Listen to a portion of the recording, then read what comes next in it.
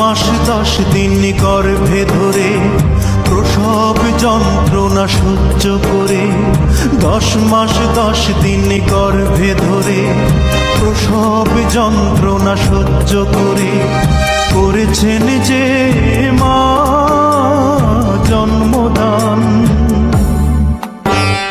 ঘুম পাড়ানি গান শুনিয়ে বুকের রক্ত দুধ বানিয়ে, ঘুম পাড়ানি গান শুনিয়ে বুকের রক্ত দুধ বানিয়ে করিয়েছেন যে মা দুগ্ধ পান।